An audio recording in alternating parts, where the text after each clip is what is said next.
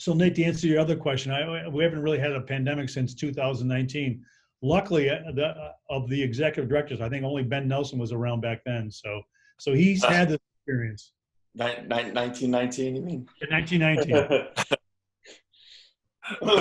Yeah, 100. He might have been in college then. I don't know how he's going to feel about that, but I think he was a point guard at Colgate back then in 1919. Yeah, right. So you're saying he's your main source of information in figuring this out then? Yeah, Ben is always our go-to type of guy. This is The Cross Section with Nate Lull and David Edelstein.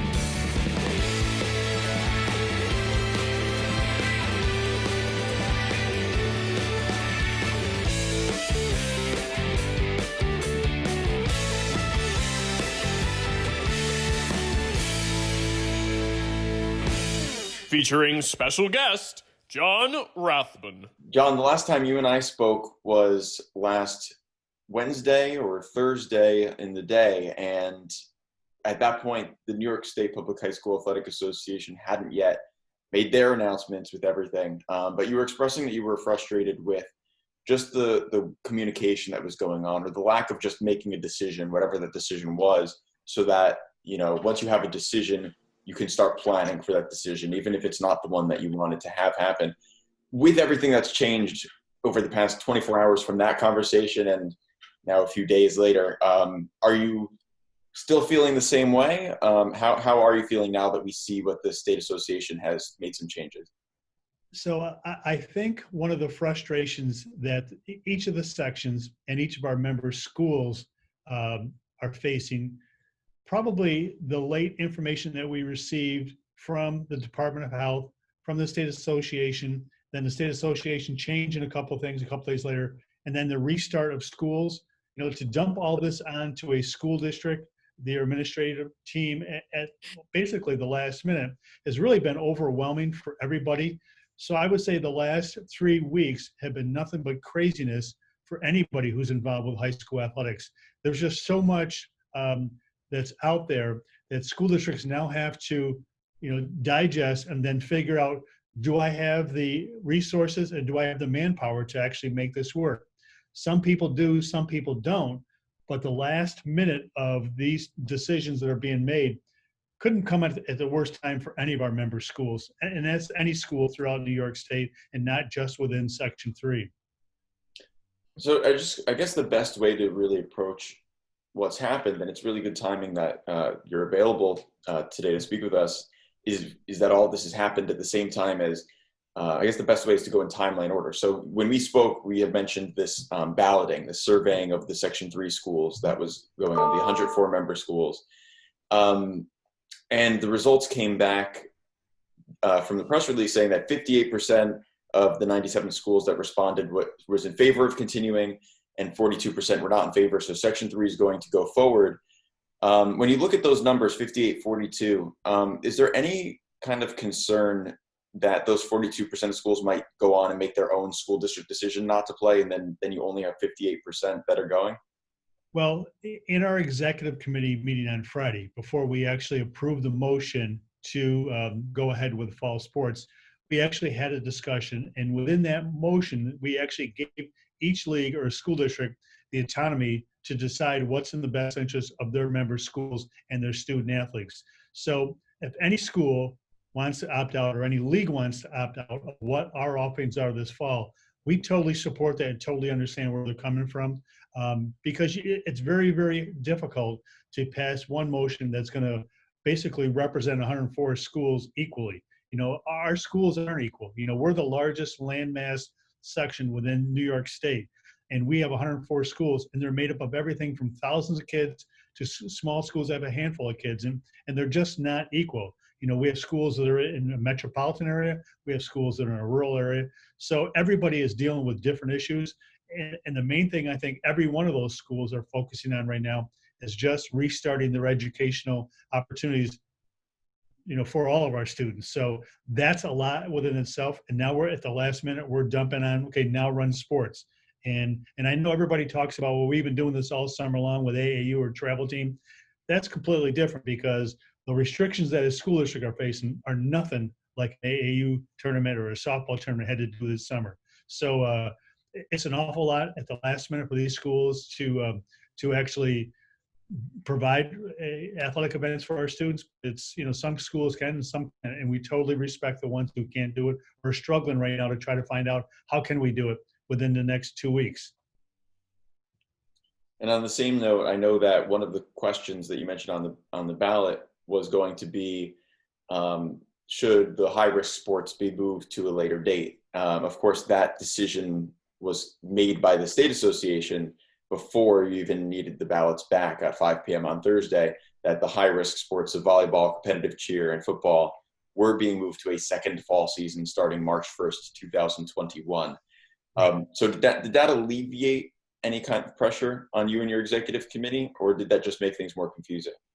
So I think it made it a little clearer for some school districts now that, they don't have to hire 8 football coaches, or they don't have to worry about getting their equipment certified and clean at the last minute.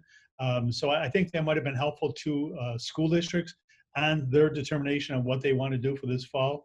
But the one thing that I do like about Section 3, and I always say we're probably one of the most democratic organizations out there, because everybody had a say in it, and so, majority rules, but we also took into consideration all of the guidelines that, that school districts had to go through, what we have to go through, and it helped us make this determination.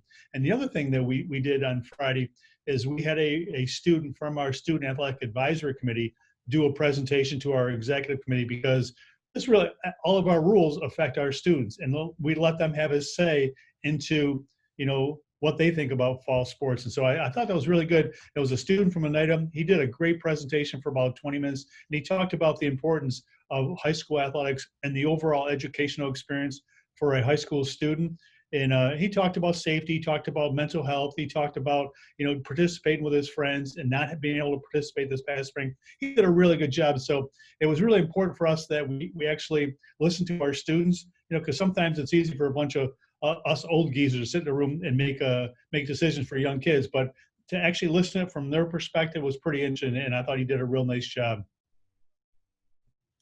John, I was curious. I keep hearing a lot of things on the burner about not only canceling for COVID-19 and those reasons, and obviously those are very important, but I'm hearing a lot about budget cuts from the state level and how much that is affecting schools. I know it's hurting us in Section 4. I was curious what you had heard in Section 3.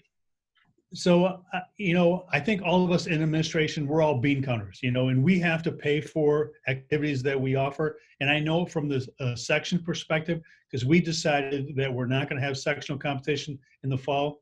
I mean, financially, there's just no way we can do it with a restriction on large group gatherings. There's just no way that we can undertake that kind of financial commitment for our fall championships. And we're probably talking about $100,000 that we would have to pay to run sectional championships for all the fall sports.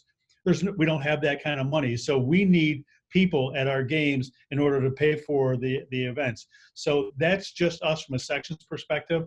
But for any school to have a reduction in finances or state aid, that's a big hit for everybody. And really, a lot of these requirements that a school district had to go through, transportation, cleaning, sanitizing, you need extra people, you need extra resources to do that.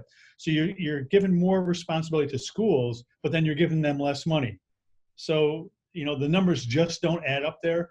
And it's, everybody's in the business to provide opportunities for their students. That's why we're here, and that's what we like to do. But can we do it safely? Can we afford to do it? And what's the overall effect on the student if we don't do it? And then what's the overall effect on the school district if we decide to do it? So those are big questions that we took in as a section. But I know every school district is having those same kind of conversation last week and even today. And they've got school board meetings this week. So that's an awful lot to handle at the last minute. I was going to ask, it would have been nice if we had that discussion back in June, but we haven't had that luxury. I was going to ask what the deciding factor was for the sectionals for fall sports being canceled. So was it mainly the money? We already knew that the state tournament and championships had been canceled a while ago. So the main reason on why we decided to cancel fall sectionals is the restriction on large group gatherings and then the lack of facilities. We use college venues, and there's not a college in New York State right now is allowing outside groups to use their venues. So we just don't have high school venues that can do large crowds that for the time that we need it. So it's the venues, and it was the restriction on large group gatherings. Compounded by the money aspect, where you wouldn't have maybe been able to have all those attendees like you had mentioned to fund a lot of the activities. That's all part of the equation, but it wasn't just on money. So I don't want to say, well, it was all about money. It really wasn't at all. It's, trying to follow the guidelines from the Department of Health, and then the lack of venues was our main reasons why we couldn't do it. I know I was thinking about the decision that the New York State Public High School Athletic Association made to have this second season in the fall. And I know one of the biggest things that you and Rob Zayas at the State Association had mentioned about, why don't we flip, when we were back discussing, let's maybe flip the spring sports with the fall, bring baseball and softball to the fall. One of the biggest reasons why not to do that was that we didn't want to affect the spring season at all, because they already had their season canceled. But now the spring season has actually been affected. It's been shortened, and it's still being decided when sectionals and state tournaments would be after this season, depending on when the end date is. Is there, what kind of thoughts, what do you make of that the State Association did actually resolve to moving these high-risk fall sports to the spring, but the result is that we do affect the spring season after all? Well, I've got a couple different thoughts in that. First of all, I was probably one of the first proponents of flip-flopping the sports seasons. But if we were going to do that, we had to do that, back in May or June, and make that determination when we canceled this past spring. Right now, I'm going to do whatever I can not to affect that spring season 2 years in a row. Those kids have already paid the price, and I don't think it's fair to those students that they get their season cut short again. So I think if we look from the spring and work our way backwards, that's probably the most important thing. Those kids shouldn't have to go through this twice. And my heart still goes out to those seniors last year that, were the first group that really got affected by this pandemic. But the other thing that I learned, from this pandemic is that you can't make any plans tomorrow, because, a week from now, we could be dealing with a whole different set of rules and regulations that we have to abide by. So one of the things that we're focusing on here in Section 3, let's just get through this fall season and then figure out, where we are, because the governor still has restrictions on high risk sports like basketball, like wrestling, like ice hockey, like volleyball. Who knows when those are going to be lifted, or are they going to be extended? So it'd be really crazy to try to figure out what our sports season is going to be in the winter and this fall too, and then the spring, only because everything could change tomorrow with a quick press release out of the governor's office. John, were you concerned when Section 3 made the decision to go ahead and have fall sports, and then were you concerned that some schools, and a few did, would opt out, and maybe you'd be left with only a few teams playing, and that not really a lot of other teams to play out there? Or were you just like, what, we have to put this out there, let the school side, and whatever games we play at this point is all maybe, because it's all about getting back out on the field at this point, no matter who you're playing?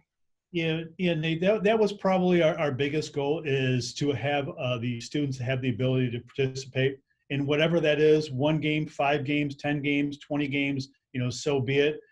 And I've told all the athletic directors in Section 3, make sure your first home night is your senior night, because you don't know if you're going to have a second game. So, honor those seniors as soon as you can. And we just don't know what it's going to be like tomorrow. But, as long as we get those students back out on the field, they can do it safely. I think that's what we're going to really be happy on moving forward. It really does seem that from all different levels, the governor's office has put out their press releases and put the restrictions, but from the State Athletic Association down to the sections, down to the schools, that there is a lot of flexibility for the sections, and then to make their own decisions about how things are going to work, and then the sections and then the schools, after even the sections make decisions, can decide whether they're able to participate or not, or how they're going to function, with allowing, even things from allowing the season to happen at all the way to allowing students, athletes to participate in that 2-week overlap in the March to April, fall to, and spring seasons when we get there. How much do you appreciate that kind of flexibility? But I can imagine it's also somewhat frustrating to just not that you want to be told what to do, but just that every time a decision is made, it's more like, here's guidance and you can make the decision, and then you give more guidance for someone else to make the decision. It's never really just figured out. Well, the confusing part and the frustrating part from most athletic administrators is that all those documents say something a little bit different. And if a school district has guidelines for in classes, they shouldn't end at 3 o'clock. If a school still sponsor an event after school, we should be basically following the same guidelines. So what the Department of Health said a school district has to do during the regular day shouldn't be different than what happens at 3 o'clock. And I'll give you an example. If you do soccer as part of your physical education class during the school day, you have to maintain a 12-foot distance amongst each of the players. Well, after school activities, it says 6 feet, and you may or may not wear a mask, depending on, can you tolerate it? So really, it's the same event, same sport hosted by a school district, but you have two different guidelines that you got to follow. Which guideline are we following? The 6 foot or the 12 foot? That's an issue. There's issues about transportation for our students, and really, so what the guideline says is that, you can put only so many kids on a bus, but cohorts can sit next to each other. And the cohort thing is, some days you come to school, some days you don't. Can you co-mingle? Can you co-mingle for practice? If you can't co-mingle during a class, how can you co-mingle for practice? And can you co-mingle on transportation? So the buses leave at 2:30, do their afternoon run. They got to bring the bus back to school, have it clean, let it dry, then go back out, pick the kids up and get them back for practice. Hopefully you're back at school by 4:30, 5 o'clock for an event. How about those schools who don't have lights, and you're trying to play a soccer game or play a golf match, and it's now getting dark at 6 o'clock. So there's a lot of questions that are still out there that I think it's difficult for every athletic administrator to try to figure out, how can we do this? Because each of those guidelines, whether it be the Department of Health, State Ed, State Association, or the National High School Federation, they all say something a little bit different. And probably, a parent or a coach can tweak those wordings to fit their own situation. But if you looked at it collectively for all the schools within New York State, there's just all kinds of red flags that are out there. So it's a very, very challenging time that we're in. And like I said, none of us have ever faced any of this before, so we're not even quite sure we're doing the right thing now. So it's tough. John, how have you leaned on other sections and other executive directors to pick their brains? Hey, what are you guys doing in this section or that section? Or has it really just been like, hey, we got to focus on us and keep it in-house? So normally what I do is I talk to the upstate executive directors all the time. If it's not every hour, it seems that way. But, we communicate, whether through text messages, phone calls, whatever. We're very, very supportive. But I would say section 2, 3, 4, 5, 6, 7, and 10, we've been meeting probably for the last 3 years on a lot of different issues, from sponsorships to scheduling to policies and procedures. So we've always had this relationship anyways. And so we've been a great resource for each other. Sometimes when you get frustrated in your job, it's good to have a peer that understands what you're going through, to just to vent sometimes. So it's been very, very good. It seems like the support network is definitely set up, but I remember you mentioning that last week when you were talking about the decisions that you and other executive directors were kind of excuse me, on the same page, even as the situations across the state as far as the virus are concerned are definitely different, including things also not only with the virus but just with location wise. I know section 2 and 1, I believe they're closer down near New Jersey, and they're going to be a lot of the reporters who were on the press conference the other day with the state association were asking very geared questions toward, what do you say to them here in New York, if they're in Rockland County and they're looking at Bergen County, New Jersey, literally 10 minutes south, playing football right now. And so definitely an interesting situation when you have a state that is as big as New York, but to be able to coordinate with those different perspectives. I kind of want to turn the focus to like what's coming next just for a little bit, because obviously there's been a lot that's been decided, but looking forward, today when we're talking right now is Monday the 14th. That means that next Monday is the start date for the fall sport practices. So with all of this said, with everything that's been decided and that we've gotten feedback from and you've gotten discussions about, I mean, what do you do now, and how do you do everything quick enough to be ready for what's needed on next Monday? So as we're speaking, there's 35 athletic directors downstairs in my conference center scrambling to do scheduling right now. And there's a lot of those schools that are in that scheduling meeting, and they're not quite sure because they haven't had a school board meeting on what their fall offerings are going to be. So they're sitting down there today trying to come up with a tentative schedule. I know my other league with the double A's and A's are meeting tomorrow morning at 9 o'clock. So all these leagues are really meeting today and tomorrow to try to come up with a schedule. The one good thing is that most of those leagues had already had a schedule developed back in June and submitted that to the officials. And so now all they really have to do is just tweak that. So maybe like the first 4 weeks of what their regular season would have been, maybe move that to the end if they can fit that in at all possible. But the problem that we really have once we get into late October, early November, especially in central and northern New York, is the weather.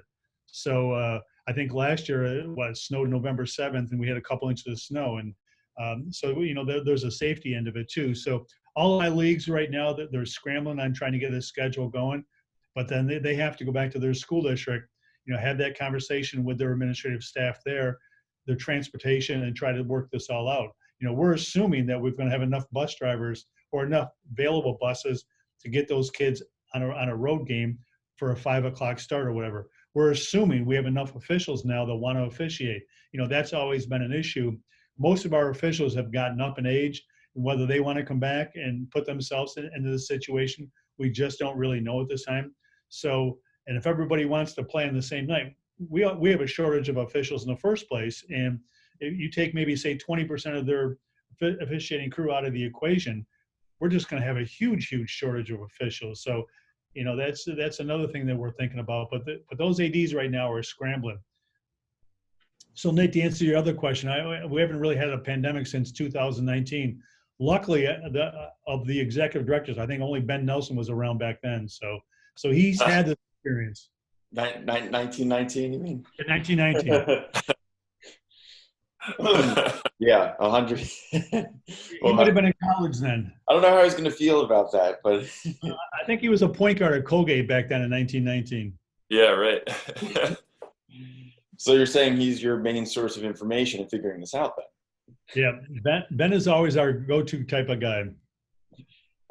That's funny.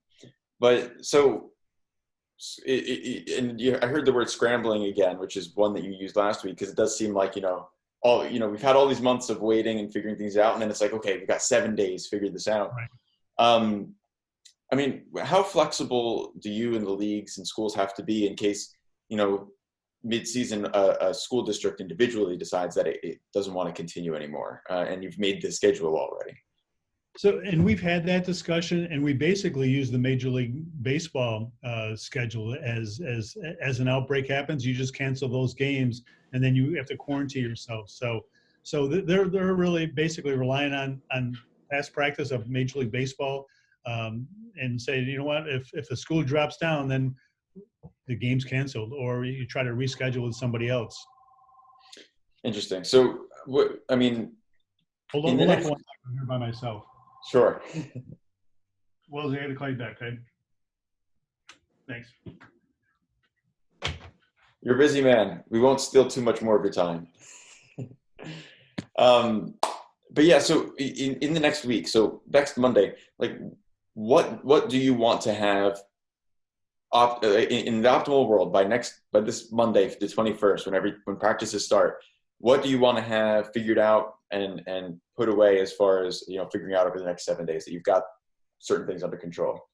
So my ultimate goal for next Monday would be that all of our students are healthy and that are able to participate in after-school activities. We had a couple outbreaks here in the Syracuse area today where some kids were tested positive. So hopefully that's just one or two, but hopefully by next Monday, all those students are healthy and they can have that opportunity to practice. And then my second goal is hopefully these school districts can figure out if they can do it and how they can do it and when they can do it. Because I think there's still an awful lot of challenges.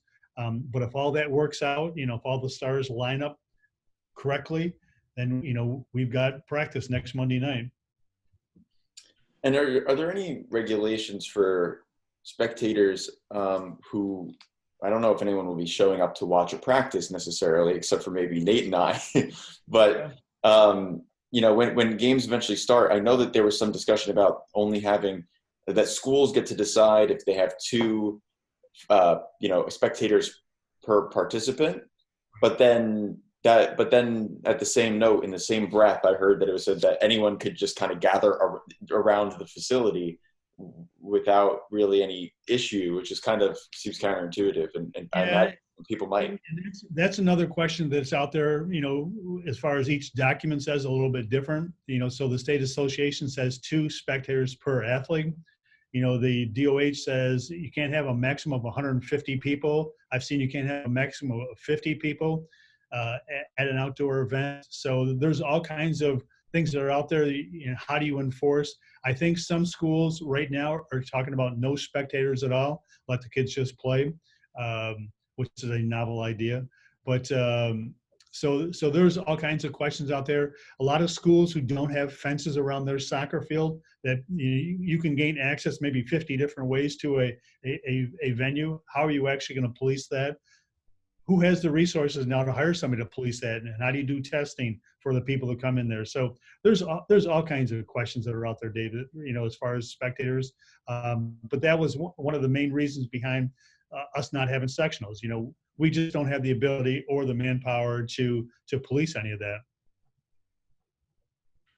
John, I guess my last question is, and I don't know if I'm asking this because I haven't heard a definitive answer, and I know I've had many athletic directors say this to me as well. If one of my players tests positive, I don't know exactly what to do. Does that just mean my entire team has to be quarantined for 2 weeks? Is my season completely done? Has there been any guidance on that? Maybe I missed it. Be interested to see. I really think it's an individual case, but I think what I read in one of those documents is that you have to contact your local health department and follow the established procedures that they have in place. So every county might be a little bit different.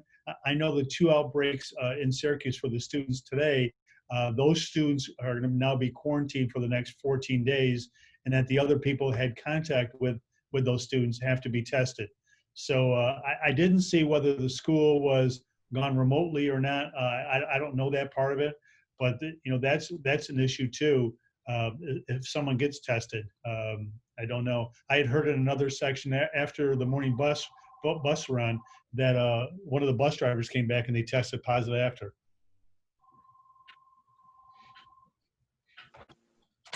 Blackie, can you call back in 10 minutes? Thanks, pal. All right, guys, I'm here all by myself. Well, no worries. Like I said, you're the man in charge with all the answers. Yeah, and that phone's been ringing off the hook for the last 3 weeks. So, and actually, one of my sport coordinators sent me a text message last Friday night at 11:45. So when I woke up on Saturday morning, I'm like, "Are you crazy? Yeah, come in, give me a break. I don't live this stuff 24/7. Jeez." And you're probably focusing on a lot of this 24/7, or at least thinking about it too, because I mean, as the information comes in, it's just been. You need every second you could get. Somebody said, "I hope you're sleeping well." I'm like, "Sleep? What the heck is that?" Yeah, when I asked you the other day, I said, does the state association decision change anything? Not since we spoke right before they made those decisions. You said it changes. It affects my sleep more than it affects the balloting. Yeah. I thought that was. It's good to have a sense of humor during all of this as well. I mean, but if you can't laugh at yourself, who can you laugh at? Yeah, right. Exactly.